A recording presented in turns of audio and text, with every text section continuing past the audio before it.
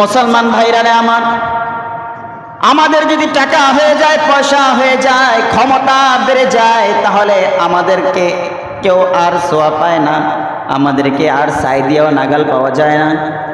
আমাদের এত দাম হয়ে যায়, আমাদের ভিতরে এত অহংকার হয়ে যায়। কিন্তু মক্কার মধ্যে মুসআব ইবনে উমাইর রাদিয়াল্লাহু তাআলা আনহু, তিনি বড় ধনাঢ্য পরিবারের লোক ছিলেন, ধনাঢ্য পরিবারের সন্তান ছিলেন। আজকের যুবকদের কিছু টাকা হইলে আর তাদেরকে খুঁজে পাওয়া যায় না। যদি 500 টাকা দিয়ে একটা পারফিউম কিনে আনে, তাহলে হাতে আর বলে 500 টাকা দামের সেন লাগাইছি। যদি 1200 টাকা দিয়ে এক জোড়া জুতা কিনে, পুরা এলাকার মানুষ জানে। এত অহংকার তার মধ্যে ঢুকে যায়। কিন্তু মুসআব ইবনে উমাইর রাদিয়াল্লাহু তাআলা আনহু আরবের মধ্যে সবচাইতে ধনাঢ্য পরিবারের সন্তান ছিল, আরবের সবচাইতে বড় ব্যবসায়ীর সন্তান ছিল, আরবের মধ্যে সবচেয়ে সুন্দর এবং টকবকে টাগরা যুবক ছিল মুসআব ইবনে উমাইর রাদিয়াল্লাহু তাআলা আনহু।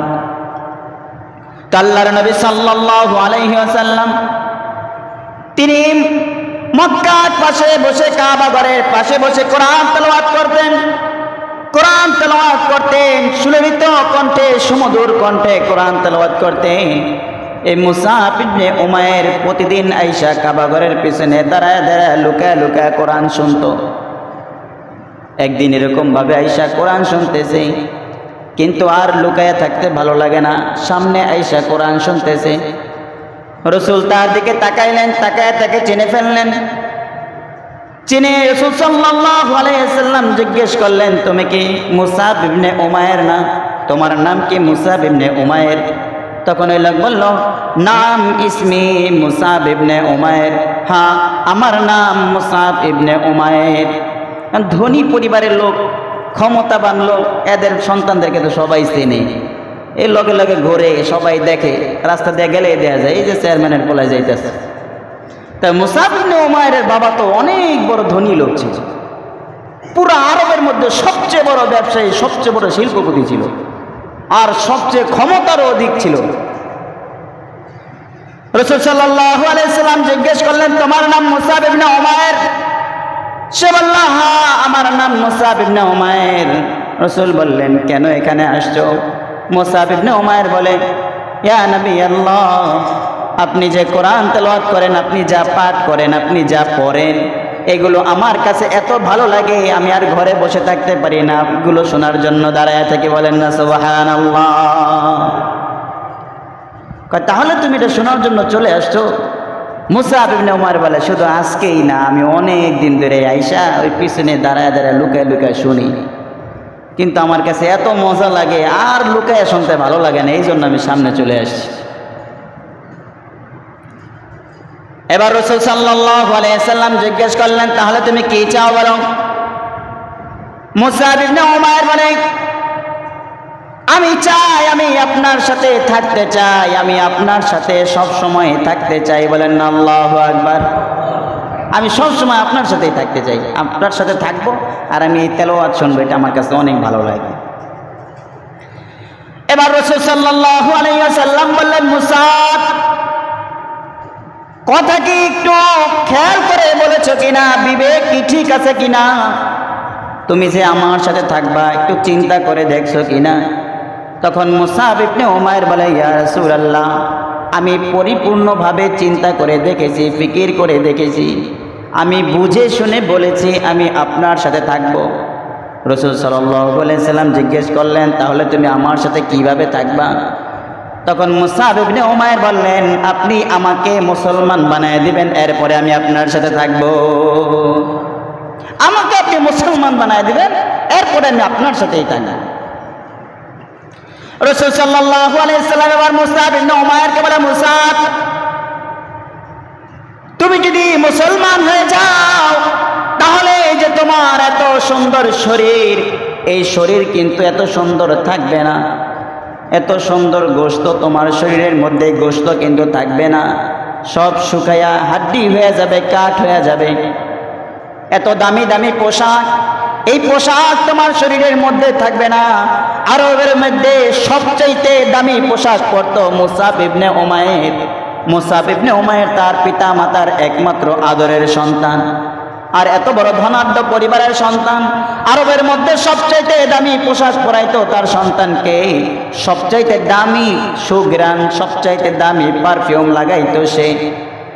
রাসূল সাল্লাল্লাহু আলাইহি সাল্লাম বললেন, তোমার গায়ে এই যে দামি দামি পোশাক, এই পোশাক কিন্তু আর থাকবে না।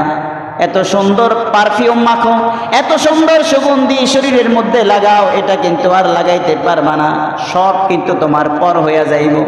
মুসআব ইবনে উমাইর রাদিয়াল্লাহু তাআলা আনহু বলেন, ইয়া রাসূলুল্লাহ, ইয়া হাবিবাল্লাহ, আমি এটার পরোয়া করি না, আপনার জন্য আমি জগতের সব কিছু ছেড়ে দিতে রাজি আছি। বলেন না সুবহানাল্লাহ। আমি আপনার জন্য আমার সব কিছু ছেড়ে দিতে রাজি আছি, তবু আমি আপনার হাতে ইসলাম গ্রহণ করতে চাই, সব ছেড়ে দেব আমি। এবার রাসূলুল্লাহ সাল্লাল্লাহু আলাইহি ওয়াসাল্লাম বললেন, তাহলে ঠিক আছে, হাত দাও।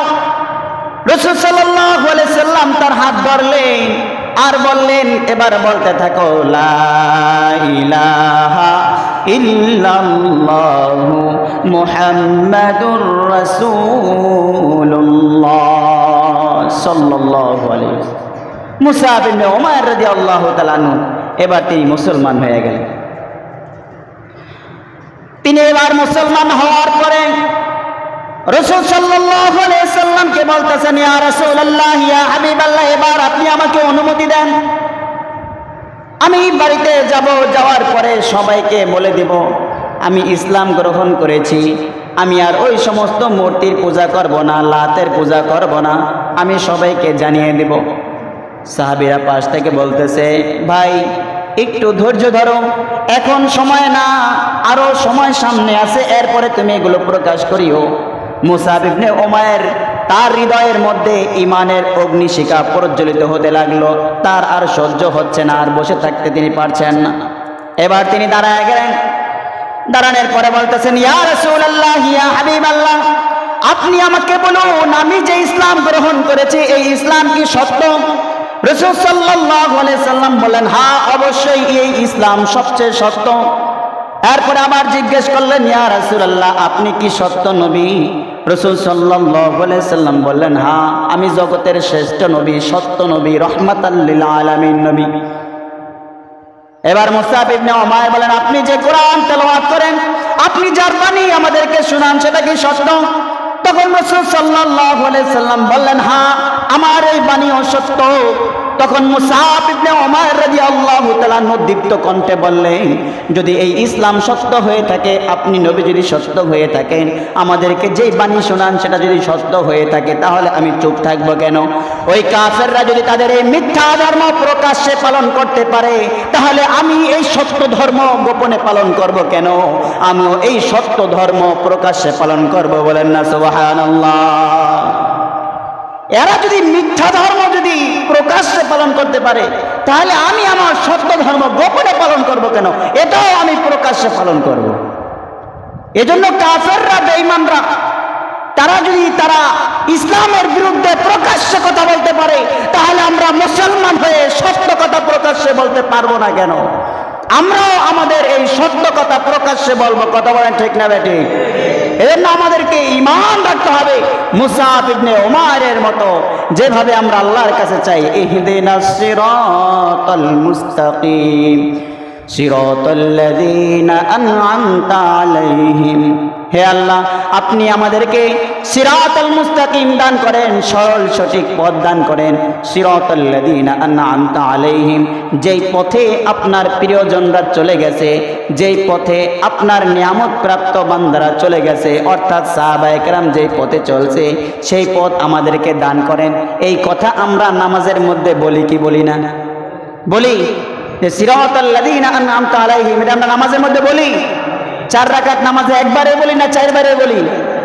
10 রাকাত নামাজে 4 বার বলি না 10 বারে বলি?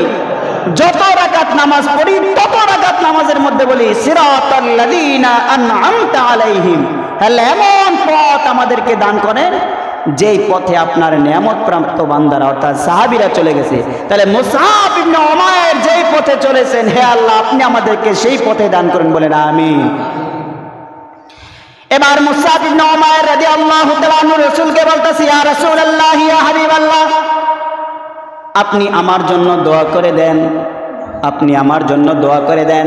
আমি এই ইসলামের কথা আমার বাবা মায়ের কাছে গিয়া বলবো, আমি এই মুসলমানিত্বের কথা আমার বাবা মার কাছে, পরিবারের কাছে, বংশের লোকদের কাছে জানাবো। রাসূল সাল্লাল্লাহু আলাইহি সাল্লাম দেখলেন এরে আর বাইন্দা রাখা সম্ভব না, এরে আর ধরে রাখা সম্ভব না। রাসূল সাল্লাল্লাহু আলাইহি সাল্লাম তাকে অনুমতি দিলেন, যাও তুমি তোমার পরিবারের কাছে গিয়ে এই সুসংবাদ জানায় দাও। মুসাব ইবনে উমাইর রাদিয়াল্লাহু তাআলা আনহু তিনি সোজা বাড়ি চলে গেলেন। বাড়ি যাওয়ার পরে তিনি ঘরের ভিতরে ঢুকে ডাকতেছেন, আইনা উম্মি আইনা আবি আইনা উখতি আইনা আখি আইনা জাদ্দি আইনা জাদ্দাতি, কোথায় আমার বাবা, কোথায় আমার মা, কোথায় আমার ভাই, কোথায় আমার বোন, আসো আসো আমার কাছে আসো। মা বাবা ভাই বোন সব দৌড়াইয়া চলে আসছে, বলতেছে মুসাব কি হয়েছে তোমার, এরকম চিল্লাইয়া সবাইরে ডাকতেছো কেন?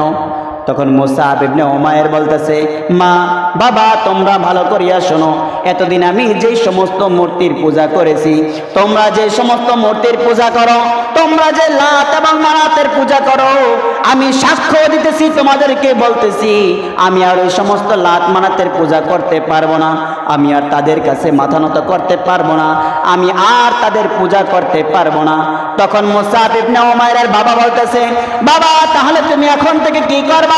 মুসাব ইবনে উমাইর বলে, এখন থেকে আমি একজনের কাছে মাথা নত করব, তিনি হলেন মুহাম্মদুর রাসূলুল্লাহ সাল্লাল্লাহু আলাইহি সাল্লামের রব, তিনি হলেন এই জগতের সৃষ্টিকারী মহান রব্বুল আলামিন, তার দরবারে আমি আমার মাথা ঝুঁকাবো। বলেন না সুবহানাল্লাহ। আমি আর কারো এই সমস্ত মূর্তির পায়ে আমার মাথা ঝুঁকাবো না, একমাত্র মহান রব্বুল আলামিনের দরবারে আমার মাথা ঝুঁকাবো। মুসাব ইবনে উমাইর রাদিয়াল্লাহু তাআলা আনহুর মা আমার বলতেছে, বাবা তুমি যে এই ধর্ম গ্রহণ করলা, মুহাম্মদের ধর্ম গ্রহণ করলা, একবার কি তোমার মায়ের কথা চিন্তা করলা না? যেই মা তোমাকে 10 মাস 10 দিন গর্ভে ধারণ করেছে, কষ্ট করে লালন পালন করেছে, তার কথা কি একবারও চিন্তা করলা না? তোমাকে এত বড় ক্ষতি করলো, তোমার ধর্ম থেকে তোমাকে দীক্ষিত করলো। তখন মুসাব ইবনে উমাইর বলতেছে, মা আমাকে ক্ষতি করে নাই, বরং আমাকে মুহাম্মদুর রাসূলুল্লাহ জাহান্নাম থেকে বাঁচাইয়া জান্নাতের দিকে নিয়ে আসছে। আমি সব কিছু চিন্তা ভাবনা করে ইসলাম ধর্ম গ্রহণ করেছি।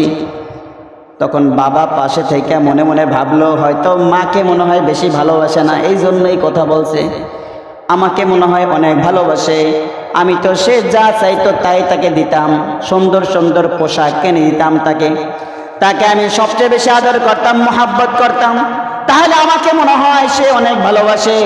এবার বাবা মুসাব ইবনে উমাইরকে বলতেছে, বাবা তুমি কি আমাকে মোহাব্বত করো না? তুমি কি আমাকে সবচেয়ে বেশি ভালোবাসো না? আমার কথা কি তুমি চিন্তা করো না? তখন মুসাব ইবনে উমাইর রাদিয়াল্লাহু তাআলা আনহু বললেন, না না না, আমি কাউকে বেশি ভালোবাসি না, এই পৃথিবীর মধ্যে সবচাইতে আমি যাকে বেশি ভালোবাসি তিনি হলেন আমার প্রিয় নবী মুহাম্মদুর রাসূলুল্লাহ সাল্লাল্লাহু আলাইহি ওয়াসাল্লাম, আমি তাকেই সবচেয়ে বেশি ভালোবাসি, এর চেয়ে বেশি আর কাউকে আমি ভালোবাসি না, আমাকে বিদায় দাও, আমি চলে যাব। এবার মা বলতেছে, বাবা তুমি আমাদের ছেড়ে চলে যাইবা, আমি তো তোমাকে অনেক মহব্বত করতাম, অনেক ভালোবাসতাম, তোমাকে ছাড়া তো আমি থাকতে পারবো না, তোমাকে ছাড়া এই বিরহ বেদনা আমি সহ্য করতে পারবো না। তখন মুসাব ইবনে উমাইর রাদিয়াল্লাহু তাআলা আনহু বললেন, মা তুমি যেমনই ভাবে আমাকে ছাড়া থাকতে পারবা না, ঠিক তেমনই ভাবে আমি মুহাম্মদুর রাসূলুল্লাহ ছাড়া থাকতে পারবো না। বলেন না সুবহানাল্লাহ। তুমি যেইভাবে আমার ছাড়া থাকতে পারবো না, অনুরূপ ভাবে আমিও মুহাম্মদুর রাসূলুল্লাহকে ছাড়া থাকতে পারবো না, তাহলে আমি থাকবো কিভাবে? আমাকে বিদায় দাও। এবার মুসাব ইবনে উমাইরের বাবা দেখলো যে পোলাকে আর কোনোভাবে রাখা যাবে না, তিনি তার গোলামকে আদেশ করলেন, যাও তাড়াতাড়ি যাও, 2টা শিকল নিয়ে আসো আর তালা নিয়ে আসো। তখন মুসাব ইবনে উমাইরকে 2টা শিকল দ্বারা তার হাত পা বাঁধা হলো, তালা লাগিয়ে দেওয়া হলো, একটা বদ্ধ ঘরের মধ্যে তাকে রাখা হলো। 1 দিন 2 দিন নয়, 1 মাস 2 মাস নয়, বরং 1 বছর পর্যন্ত তাকে হাত পায়ে শিকল দিয়ে বেঁধে রাখা হয়েছে। 1 বছর পর্যন্ত তাকে এইভাবে বেঁধে রাখা হয়েছে। বাবা মা তারা এইভাবে তার সন্তানকে বেঁধে রাখছে শুধুমাত্র ইসলাম কবুল করার কারণে। এজন্য যুবক ভাইরা আমার, ঈমান কাকে বলে? মুসআব ইবনে উমাইরের দিকে তাকায় দেখো, ঈমান কাকে বলে? ঈমান কাকে বলে? মুসআব ইবনে উমাইর এবার না খাইতে খাইতে শুকায় গেছে। ওই যে রাসূল বলেছিলেন যদি তুমি ঈমান আনো মুসলমান হয়ে যাও তাহলে কিন্তু এই সুন্দর শরীর আর সুন্দর থাকবে না, গায়ের এত সুন্দর পোশাক কিন্তু আর থাকবে না, এত সুন্দর সুন্দর দামি দামি সুগন্ধি আর লাগাইতে পারবা না। মুসআব ইবনে উমাইর শুকায় গেছে, রোগাক্রান্ত হয়ে গেছে, চেহারার দিকে তাকাইলে বারবার মায়া লাগে। মা অনেক দিন পরে সন্তানের দিকে তাকাইয়া দেখে সন্তানটার অবস্থা বেহাল দশা হয়ে গেছে। মা তো মায়ের মনে তো বড় দয়া হয়, বড় মায়া হয়। মা কাছে গেলেন, যাওয়ার পরে বলতেছেন মুসআব তোর প্রতি আমার খুব মায়া হয়, আমার বড় দয়া হয় বাবারে, তুই এখনো সময় আছে, স্বীকার করে নে, মুহাম্মদের ধর্ম বাদ দিয়া দে, আমি তোরে খুলে দেই। তখন মুসআব ইবনে উমাইর বলতেছে মা তুমি শুধু আমাকে একটু খুলে দাও, খুলতে দেরি হবে, মুহাম্মদের দরবারে যেতে দেরি হবে না। বলেন না সুবহানাল্লাহ। ঈমান কাকে বলে? ঈমান কাকে বলে? ঈমান কাকে বলে? যুবক ভাইরা আমার, এখান থেকে ঈমান শিখে নাও, ঈমান কাকে বলে। রাসূলুল্লাহ সাল্লাল্লাহু আলাইহি ওয়াসাল্লাম বলেছেন লা ইউমিনু আহাদুকুম হাত্তা আকুনা আহাব্বা ইলাইহি মিন ওয়ালিদিহি ওয়া ওয়ালাদিহি ওয়ান নাসি আজমাইন। তুমি ততক্ষণ পর্যন্ত পূর্ণাঙ্গ মুমিন হতে পারবে না যতক্ষণ পর্যন্ত তোমার বাবা মা সন্তান সন্ততি আত্মীয় স্বজন এমনকি সমগ্র পৃথিবীর সব চাইতে নবীকে বেশি ভালো না বাসবা, ততক্ষণ পর্যন্ত পূর্ণাঙ্গ মুমিন হতে পারবে না। আজকে আমাদের যুবক ভাইদের অবস্থাগুলো কি? তাদেরকে আজকে মসজিদে খুঁজে পাওয়া যায় না, কোরআনের মঞ্চে তাদেরকে খুঁজে পাওয়া যায় না, তাদেরকে পাওয়া যায় IPL BPL 20 খেলার মজলিসে। কথা বলেন ঠিক না বেঠে? তারা ওই সমস্ত মজলিসের মধ্যে থাকে, বেহায়াপনা মজলিসের মধ্যে থাকে, ওদিক দিয়ে ফিলিস্তিনি মুসলমানদেরকে ধ্বংস করে দিচ্ছে, অথচ তাদের হৃদয়ের মধ্যে কোনো ব্যথা নাই, তাদের হৃদয়ের মধ্যে কোনো ব্যথা নাই। রাসূলের জন্য হৃদয়ে ব্যথা থাকতে হবে, রাসূলের জন্য ভালোবাসা থাকতে হবে, রাসূলের জন্য প্রয়োজনে নিজের জীবনটুকু বিলিয়ে দিতে হবে। পঞ্চগড়ের মুসলমানের মতো। কথা বলেন ঠিক না বেঠিক? পঞ্চগড়ের মুসলমানরা কাদিয়ানীদের বিরুদ্ধে তারা স্লোগান দিয়েছে, বিক্ষোভ মিছিল করেছে, যার কারণে প্রশাসন তাদেরকে গুলি করে হত্যা করেছে, তবুও তারা খুশি মনে নিজের জীবনকে বিলিয়ে দিয়েছে। হাটহাজারী ছাত্ররা নিজের জীবনকে বিলিয়ে দিয়েছে। শাপলা চত্বরে ইমানদার তৌহিদি জনতা তারা নিজের জীবন বিলিয়ে দিয়েছে নবীজি সাল্লাল্লাহু আলাইহি সাল্লামের প্রেম এবং ভালোবাসায় মুগ্ধ হয়ে।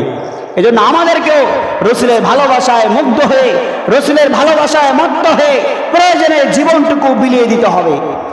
অথচ আমরা এমন মুসলমান, আমাদের সামনে নবীকে গালি দেয়, আমাদের সামনে আল্লাহকে গালি দেয়, ইসলাম নিয়ে কটু কথা বলে, আলেমদেরকে গালি দেয়, আলেমদের নামে অপবাদ দেয়, অথচ আমি মুসলমান হয়ে তা মুখ বুজে সহ্য করে থাকি। বুঝতে হবে এটা মুসলমান নয়, মুনাফিক। কথা বলেন ঠিক না বেটি? এই জন্য এই নেফাক হৃদয় থেকে দূর করতে হবে। মুসআব ইবনে উমাইর রাদিয়াল্লাহু তাআলা আনহুর মা এবার ডাকলেন, যদি আমার ছেলেকে এইভাবে বেঁধে রেখি তাহলে ছেলেটা এক সময় মারা যাবে, ছেলেটা না খেয়ে মারা যাবে। মায়ের বড় দরদ হলো, ভাইয়ের বড় মমতা লাগলো, মায়া লাগলো। এবার মা দেখে কেউ নাই আশেপাশে, শিকলের তালা খুলে দিলেন। খুলে দেওয়ার পরে রাসূলের কাছে চলে গেলেন। মুসআব ইবনে উমাইরকে রাসূল সাল্লাল্লাহু আলাইহি সাল্লাম দেখে তার দিকে তাকায় রইলেন। তার চোখ দিয়ে জর্জর করে পানি বের হইতেছে। বলেন মুসআব ইবনে উমাইর, তোমারে আমি বলেছিলাম যদি ইসলাম ধর্ম গ্রহণ করো তাহলে তোমার এত সুন্দর স্বাস্থ্য কিন্তু আর থাকবে না, শরীরের এত সুন্দর পোশাক কিন্তু আর থাকবে না। তখন মুসআব ইবনে উমাইর হৃদয়ে ঈমানের এত তেজ দীপ্তালো ছিল। মুসআব ইবনে উমাইর বলে, ইয়া রাসূলুল্লাহ, ইয়া হাবিবাল্লাহ, আমি কোনো কিছুর চিন্তা করি না, কোনো কিছুর পেরেশানি করি না। আমি যদি আপনার এই নুরানি চেহারা দেখি তাহলে 1 মাস না খেয়ে থাকার যন্ত্রণা আমি মুহূর্তেই ভুলে যাই। বলেন না সুবহানাল্লাহ? 1 মাস না খেয়ে থাকার যে যন্ত্রণা এটা আপনার চেহারার দিকে এক মুহূর্ত তাকালে আমি ভুলে যাই। কি